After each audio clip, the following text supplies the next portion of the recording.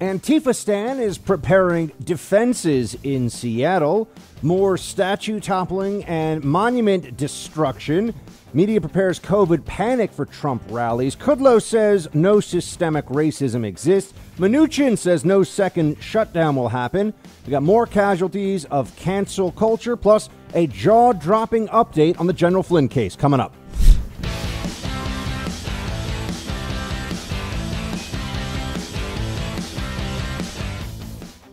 Welcome to the Buck Sexton Show, everybody. Thank you so much for joining. Great to have you here, as always. My, oh my, quite a day we have in store for you. We've been seeing these protest movements increasingly just turn into what they always are, which is left-wing mobilization efforts. What have I been telling you? What have I been saying here? And sure enough, now we see how far they're going to take it. And I've mentioned Occupy Wall Street before on this show. In fact, there's a certain, I don't have a fondness for the movement, but I think back with fondness to my days early on. In fact, producer Nick and I have been working with each other since the Occupy Wall Street days. So we're going on now almost 10 years. Producer Mark, you were in probably the second grade or something. I don't know. It's been a long time. But I remember that this started out as a movement that had a tremendous amount of public support. People were really mobilized behind this idea of Wall Street greed. And look, there was truth to it. There were things that happened during the Occupy Wall Street, or rather that led up to Occupy Wall Street, that you could point to as a reasonable, fair-minded person and say, well, hold on a second. Why did Goldman Sachs get bailed out 100 cents on the dollar from its counterparty obligations to AIG? Shouldn't Goldman Sachs at least have taken a haircut, as they say on the street, meaning take a loss of some kind? Nope, no loss. No. So there were real things. There were real issues. But then it just turned into, socialism, Marxism, LGBTQ agenda items, all this stuff the left wants. It grew in a way that you could see it. I mean, the signs went from Wall Street greed is a problem to all these other things. And you have the same thing right now with the Black Lives Matter movement. Now it has just become as I've been telling you, a way to get left-wing based turnout going, to get them engaged, to get them excited and energized to try to defeat Donald Trump and to just be the continuing opposition to Donald Trump going forward. So in a sense, this is your reminder that the statue toppling, war memorial defacing, church burning, book banning, TV show canceling Stalinists currently doing all they can to ruin our country. They have another name, the Democrat base. That's who's doing all of this. There are no Trump supporters pulling down statues. There are no Trump supporters attacking old ladies outside of their businesses and beating them with sticks. No, this is the left unleashed, the rage of the progressives, and justified and excused by the mainstream media because they're cowardly and because it benefits them and their overall political cause. They're willing to overlook or downplay or completely lie about what's really happening with some of these movements, because the overall movement they know is going to try and defeat Trump and push for progressive left-wing agenda. That's it. That's all they really have to know. That's all that they care about. And we see this right now. I mean, there's so many things that I want to get to with you today, but one of them is the Free Capitol Hill Autonomous Zone. I mean, this is a thing now. I've mentioned it before, and this is up in Seattle. So they have created in the city of Seattle, which is far left progressive, and now they're trying to create one in Portland. They have this area that they have fenced off. Apparently walls do work. They have fenced off. It's about 6 to 8 square blocks, and they are declaring it free of police, free of the government. They have effectively said that they have seceded from the United States, or at least U.S. government authority no longer applies. There's some fascinating stuff going around the internet. And before I get into this, because this is a perfect example of where the politicization of media coverage comes into play. If, let's say, there was a Tea Party movement underway right now, and people aligned with the ideology of the Tea Party seized a section of a major city, were armed, were saying no police in, no one's allowed to come in and out without our say-so. They're effectively brandishing their insurrection. If the Tea Party did that, there would be demands to send in the National Guard. There'd be demands to send in the SEALs in the middle of the night and take everybody out. I mean, the libs would be losing their minds over this. And you know this. There was, the Malheur Wildlife Refuge that was seized by some, right-wing anti-government activists. This is in the middle of nowhere. And there was this whole debate over federal land and then we go back. I mean, there's all this, and it's hard to even remember because honestly, it didn't really change much of the national conversation because the left was just saying, look at these crazy right-wingers who with their guns want to do, and they just focused on that as a major threat, as a major problem to the country. Are they doing that right now in Seattle? Are they saying, look at this ideology, look at what it has created in a major U.S. city? No, of course not. And all the different manifestations of what this has done in Seattle, Portland, I think you'll see this in other places. Remember, Occupy Wall Street was a similar, it started in New York, and they seized private property and set up a camp. And then it was, we're not moving, and you're going to have to send in, men with clubs to bludgeon us to get us to leave. And that's what ended up happening. I was there the night they broke up the Zuccotti Park encampment. It was not pretty. But they did this in cities all over the country. Now, I would also say to you, did this change anything? Was the world a better place? Did we move forward as a society because of Occupy Wall Street? No. It was like radical cosplay. Costume play, for those who don't know. I've had to learn some terms in the last few years. It was posturing, preening as people that were revolutionaries. That's what it was. Didn't change anything, really. And just like the Black Lives Matter movement in the first wave led to riots, a lot of talk, a lot of discussion, federal investigation of different police departments. Do we still have the very same complaints from the left and the Democratic Party that we did then? Yes, the exact same complaints. It has not changed. So I want to put the focus a little bit on something that the media won't. And clearly conservatives find this fascinating because not only does it show that the mayor of Seattle is an incompetent buffoon, perhaps in a running competition with New York City's Mayor de Blasio for the worst possible mayor you could ever be. But the mayor's an idiot. Doesn't want to do anything about this. You have people with guns. Remember that. Now, if you have a gun legally in Michigan and you go outside the state capitol to protest, you're basically a domestic terrorist.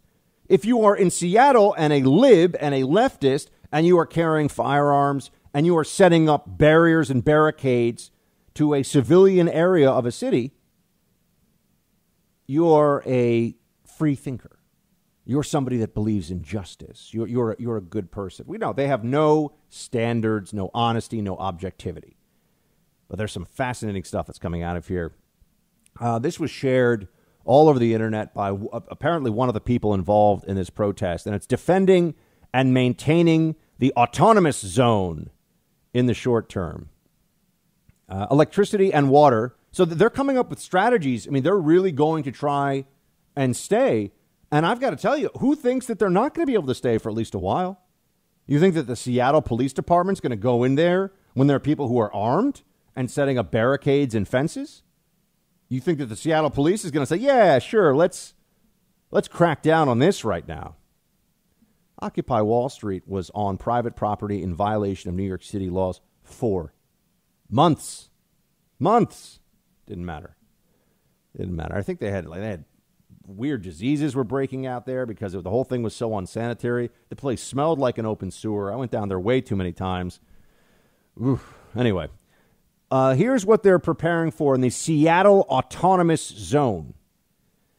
Electricity and water could be cut to the autonomous zone, they write, so as many generators as possible ought to be acquired to maintain essential operations within the zone, and gasoline should be stocked and stored throughout the zone, first to prevent large fires, and second, so that the entire stock isn't lost with the loss of a single area.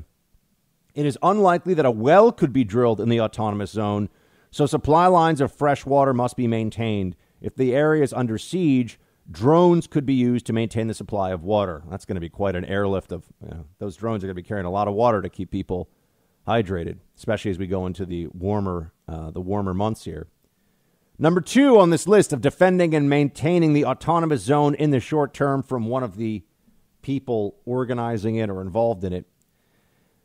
There are likely cleaning supplies somewhere in the stores in the autonomous zone. Bleach will be of interest. They almost certainly carry bulk hydrochloric acid. Combining these will produce chlorine gas, which, if deployed on a group, will force them to use gas masks, which is itself not ideal tactically, and no more men than there are quality gas masks available.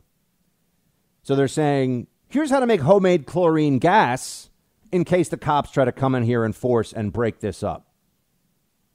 My friends, this is the sharing of tactics regarding chemical weapon usage against police officers. Do you see anyone?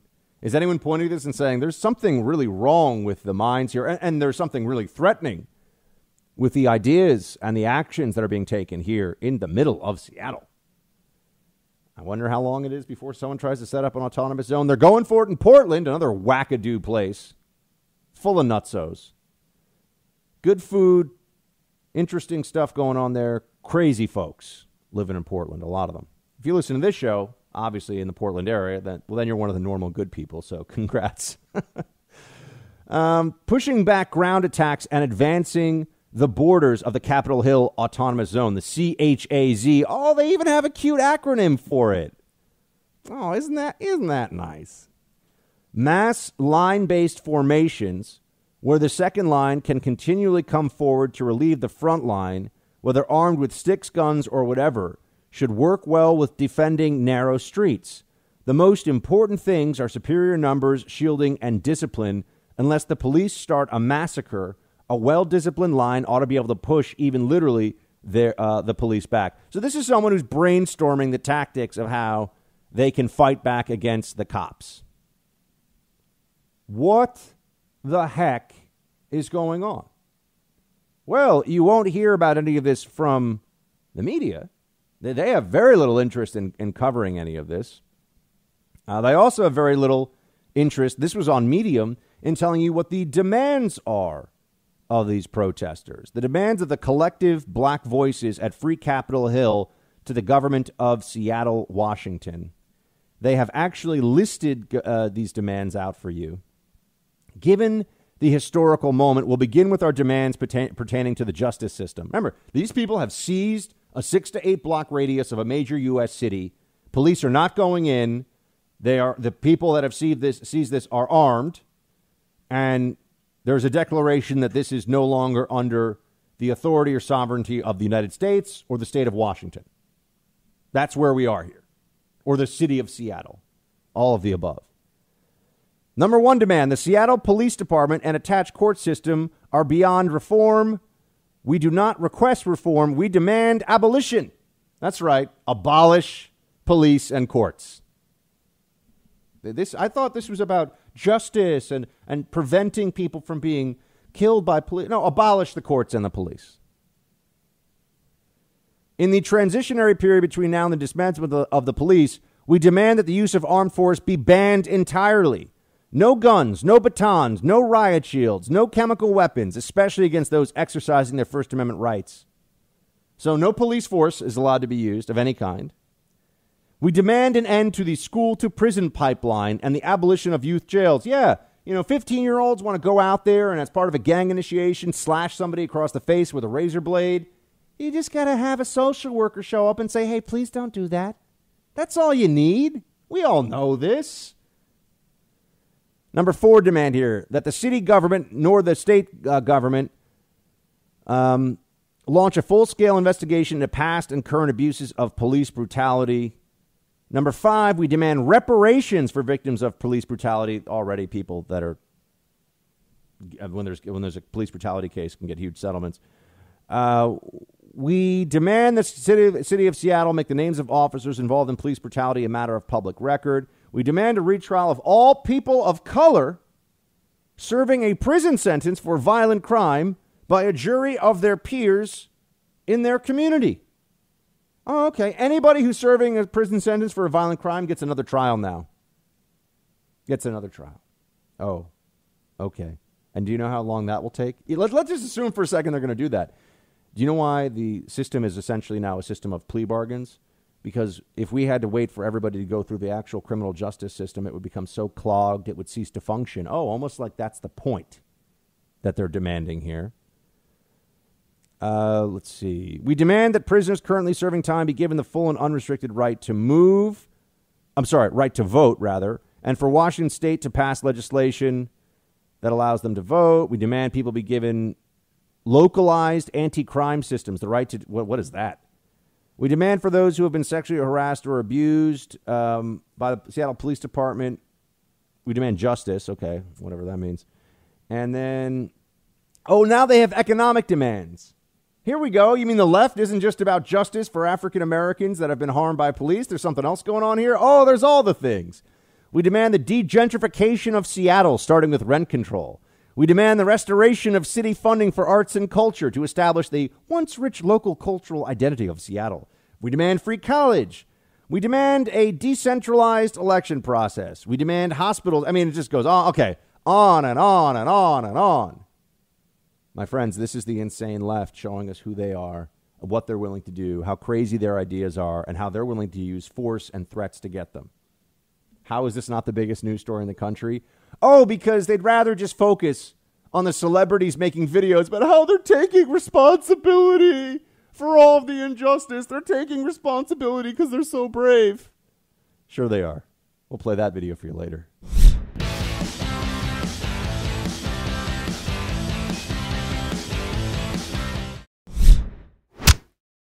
Oh, the statue toppling continues. It turns out that statue toppling can be a dangerous business, especially when you are in the midst of a frenzied mob. Somebody was actually severely injured doing this. I think it was in Virginia as the statue came crashing down upon someone who had a moment earlier been in a state of revelry, in a state of celebration because of what had occurred or what was occurring. But here's part of the issue. They're just tearing down statues that they don't even know what some of these statues are. So not only is the left aggressive, overly emotional, but also deeply ignorant. We'll get into more of this.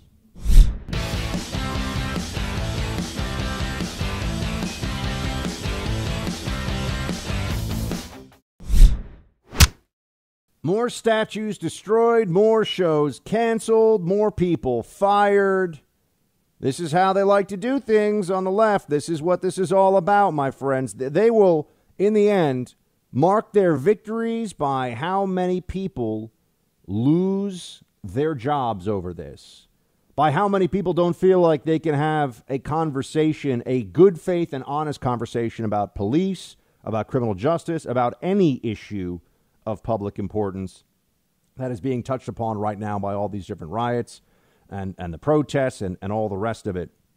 In fact, there's the Free Speech Union, which is a social media account that I came across here, has pulled together a list of all of the people who have been either fired or suspended or just crushed by the mob. And it is something that you should keep in mind as we go forward, because yes, I do think that these riots and all this street protest stuff that's going on, it will fade, but it will come back. And the left is showing us what they're really all about right now. And we should listen to them so we understand. I don't mean listen to them as in they're right. Listen to them so we know how crazy they are. That's important. Here's a listing from the Free Speech Union of all the people who have been, and this is not an all-inclusive list, but this is just gives you a sense. Grant Napier was fired by his radio station and resigned as a Sacramento Kings TV play-by-play announcer last week because he was mobbed for tweeting "All Lives Matter." That's right, you can get fired for writing "All Lives Matter."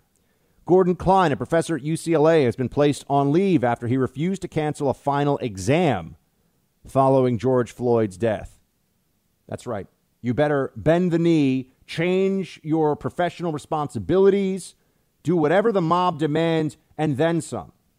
You know, it does feel very Soviet. You know, in the Soviet Union, one of the things that would often come up for just your average everyday person who was living under that tyranny was you always had to be paying not just your respects, but you had to be bowing constantly before Stalin and Lenin and the Communist Party in everyday speech and everything you did. And if you were merely insufficient in your praise, you could be subject to punishment, to exile, to execution. I mean, whatever punishment they felt like giving you. In fact, it was often the case that when they would pull you, when the secret police would pull you off the street, they would show up in these cars that Solzhenitsyn referred to as Black Marias, these black sedans produced inside the Soviet Union.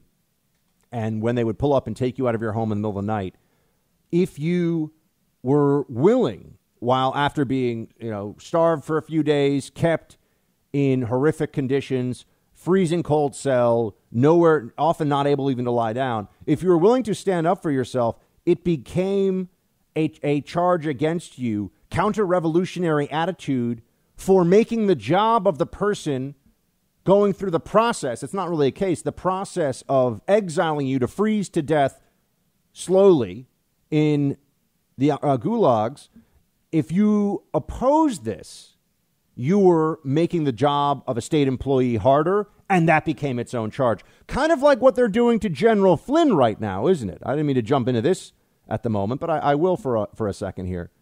They're now saying that the setup of General Flynn, the coercion, the way that they played dirty and dishonest to destroy him, the ambush the government set up to destroy General Flynn, because he pleaded guilty, even if he was innocent, and even though they used pressure, which is now beyond doubt, he lied by pleading guilty. That should be a charge against him.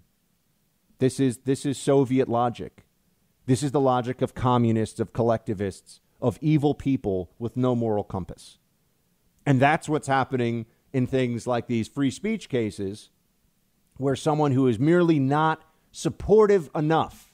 There's another anecdote, a well-known one from the Gulag Archipelago by Solzhenitsyn, where everyone stood up to applaud at a meeting of the, I don't remember if it was the Politburo, but everyone stood up to applaud Stalin, and they were applauding and applauding and applauding, and the first person to sit down to stop applauding got sent to prison. You got to show enough love. If you don't show enough love, that in itself is a problem. So that's where it is. Professor at UCLA has been placed on leave after he refused to cancel a final exam following George Floyd's death. Stu Peters, a radio presenter in England, has been suspended after he challenged the concept of white privilege in a debate with a caller to his radio show. That's right. If you challenge white privilege, you could be just for wanting to debate an amorphous concept that most people would recognize as BS if they really thought about it.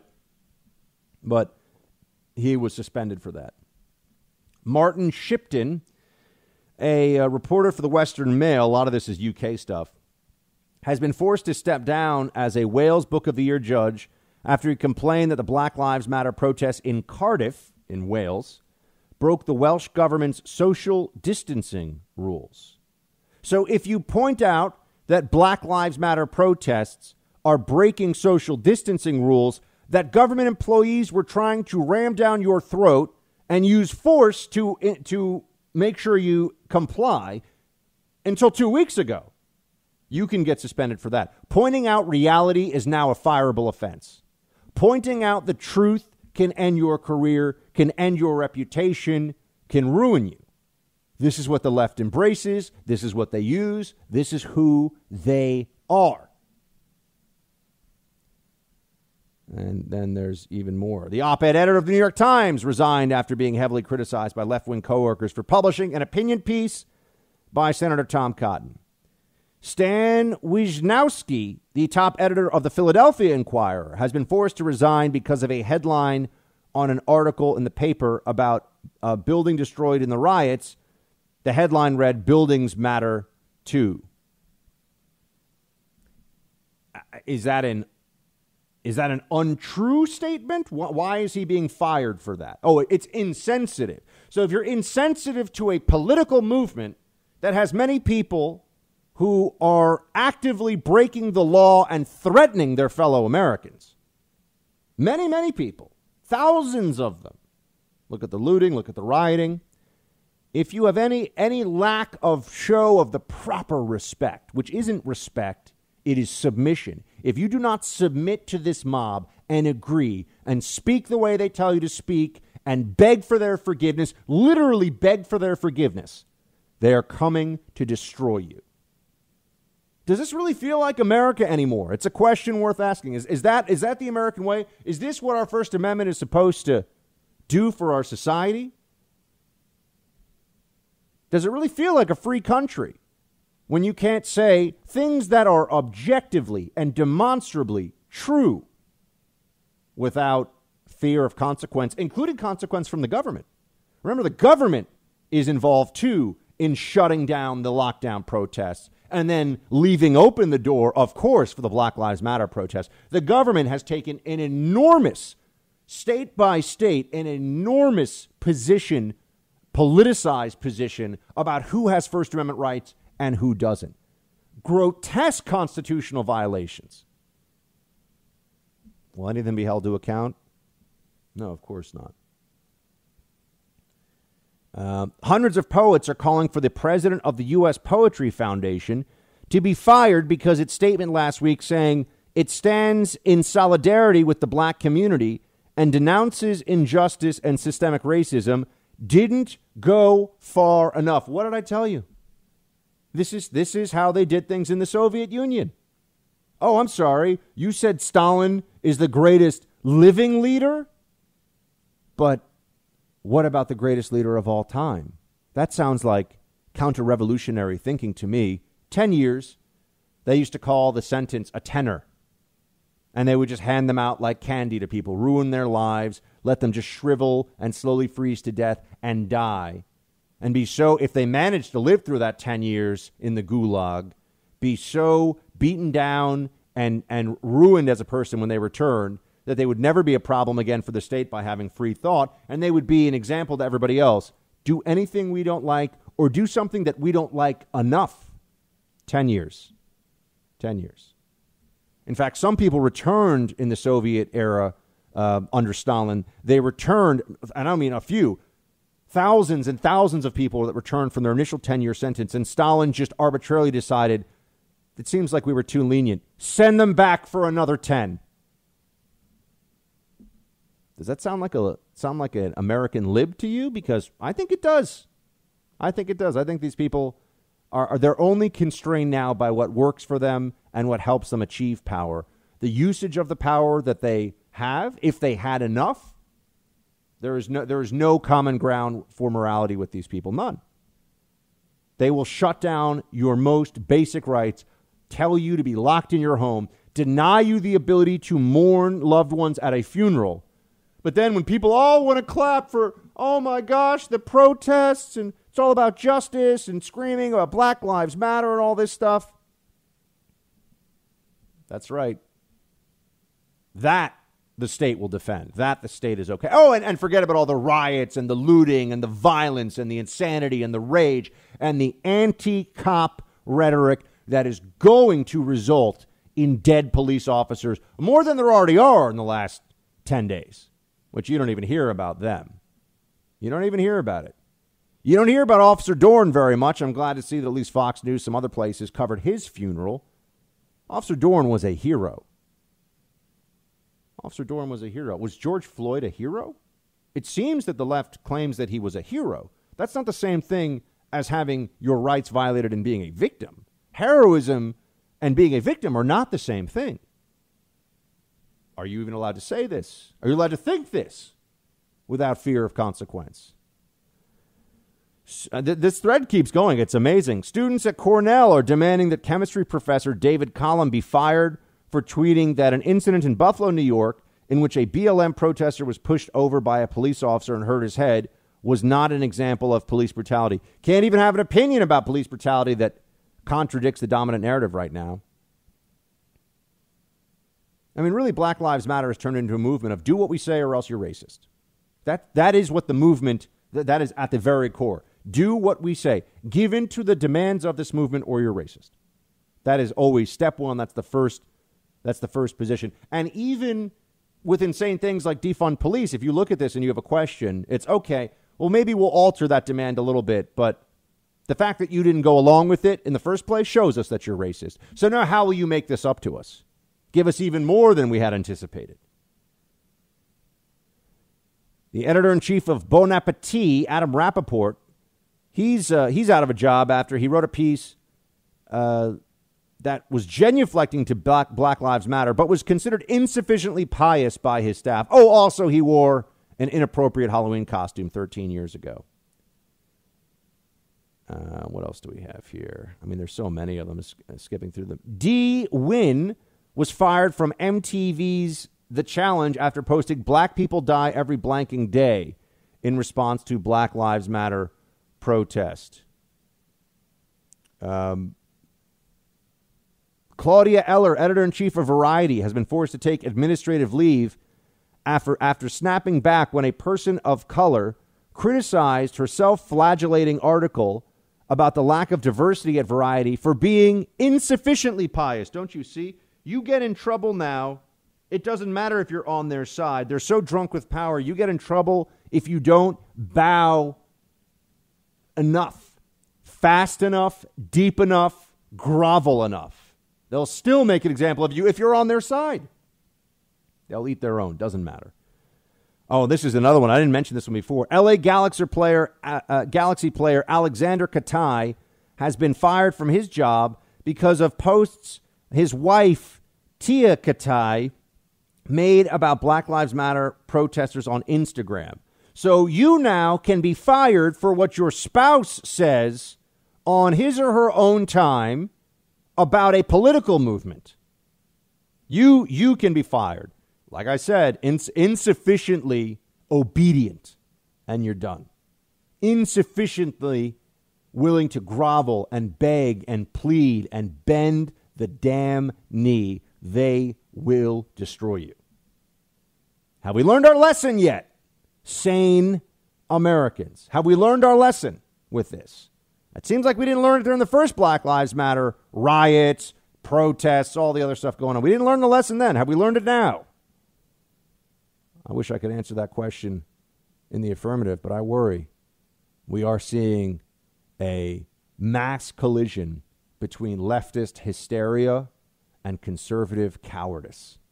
That's what's happening. The Republican Party is cowering in fear when it should be standing tall and proud for what is right and what is true and what is virtuous.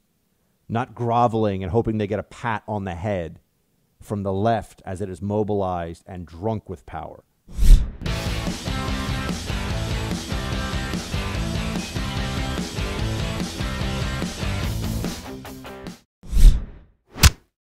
One more thing about these protest movements that are destroying statues. They pulled down a Christopher Columbus statue, which was a statue made by someone involved in the creation of Grand Central, an Italian-American. This was a gift. I believe this was taken down in Ohio, but it was a gift, and it was supposed to be about Italian-American pride when Italians were a large immigrant group to this country. Because Christopher Columbus, while he did sail the ocean blue, as we know, in 1492 on behalf of the Spanish crown, they were the funders of this, but Columbus was Genoese.